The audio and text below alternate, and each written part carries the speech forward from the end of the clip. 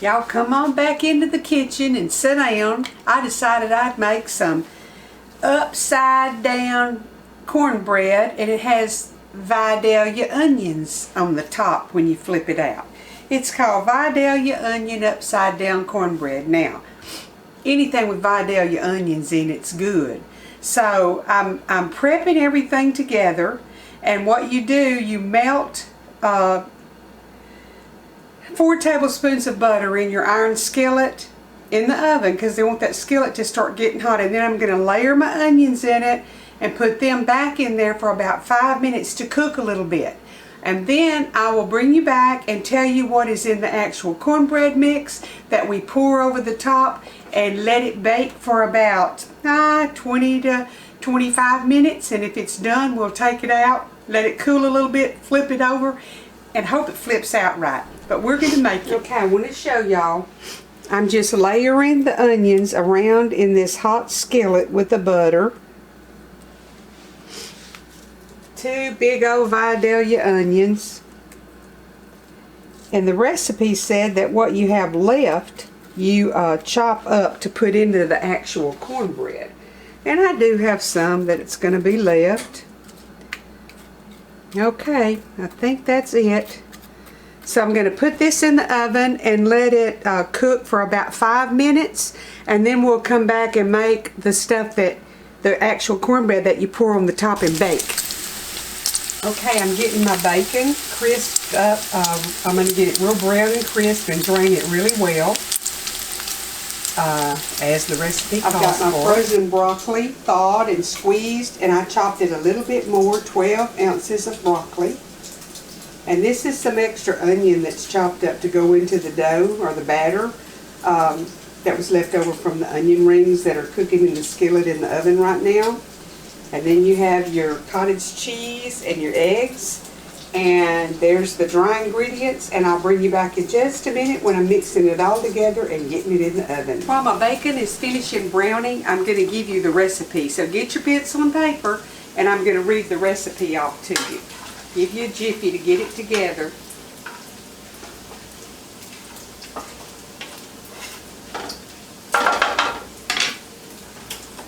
Okay, you're going to want a 10 to 12 inch iron skillet. I pammed mine, but you're also going to melt your butter in it and put your onion rings slices in it to start with in the oven. You need 2 large Vidalia onions sliced to make rounds, 4 tablespoons of butter. And then your dry mix is 1½ cups of cornmeal, 1 cup of flour, 1½ teaspoons of salt, 1/3 cup of granulated sugar, 1 tablespoon of baking powder. And then you're going to do 8 ounces of frozen broccoli thawed and squeezed out and chopped, 1/2 cup of cooked crisp bacon, 4 eggs, and a 16-ounce container of cottage cheese. Now, you melt your butter in the skillet in the oven, then you put your onion slices and put them back in there for 5 to 8 minutes, and then you mix your dry ingredients together, and then you add your eggs, your cottage cheese, your bacon and broccoli, get it all mixed up, and then you're just going to bring your onions out of the oven. You're going to pour this gently over the top and bake it at 400 degrees for 20 to 25 minutes or until it's done. And you're going to cool it 10 or 15 minutes, and then you're going to flip it out, and your onions will be on the top, kind of like a pineapple upside down cake, but it's Vidalia onions, and they're good and sweet and yummy. So let me get everything ready, and I'll show you the next step. Okay, I'm fixing to put the batter on top of the onions, and I'm going to tell y'all, the batter was very, very thick, and I added about 1/4 cup of milk to it to make it a little bit more manageable for me.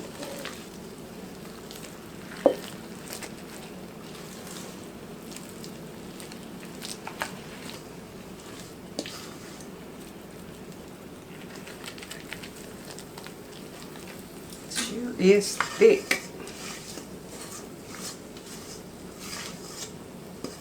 Because the only liquid in it was the cottage cheese and the 4 eggs, so I guess that's why it's so thick, but I guess it all balances out in the long run.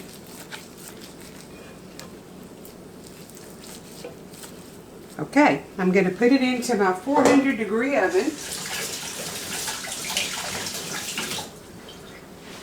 and let it cook for about 25 minutes, and we'll see where we're at. Now folks, I am going to spoon a little bit of this bacon grease over the top. Some of y'all might squeal, but that's okay. We're in the South down here, and we cook with bacon grease, and it makes it taste good. So I can do it my way. Butter on the bottom, bacon on the top. Can't get much better than that. Right.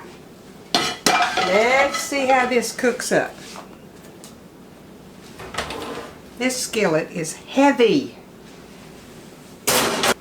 Okay, I'm going to set my timer for 25 minutes, but I'll check it probably a little bit prior to, and I'll be back.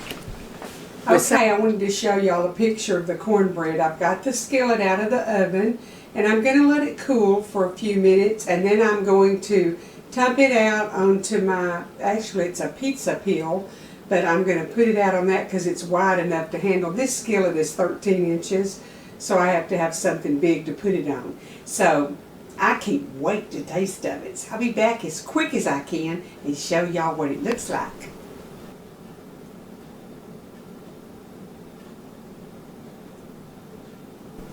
Okay folks, just look at this delicious cornbread. Look at that. See those onions caramelized on the bottom? And when I flipped it out, oh my goodness, I'm going to cut it. I'm going to taste it and I'll let y'all know how good it is. Isn't that beautiful? See that onion? Oh my goodness. Now I'm going to show you how good it tastes. All I did was sprinkle a little bit of grated cheese on the top.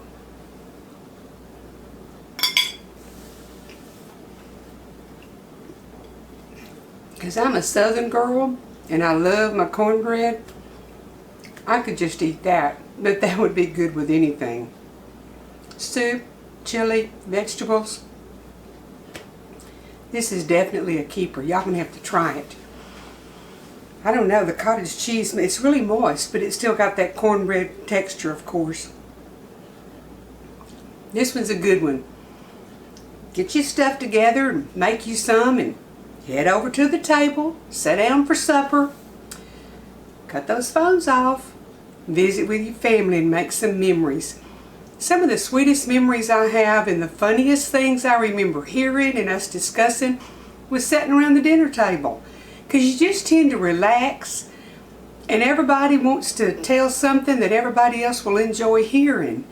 You'll learn a lot of stuff that way. And I like to learn stuff. Now y'all, get you something cooked, and if you're writing some stuff down that I'm cooking that you think you'll like, come back tomorrow because there's going to be something really good tomorrow too.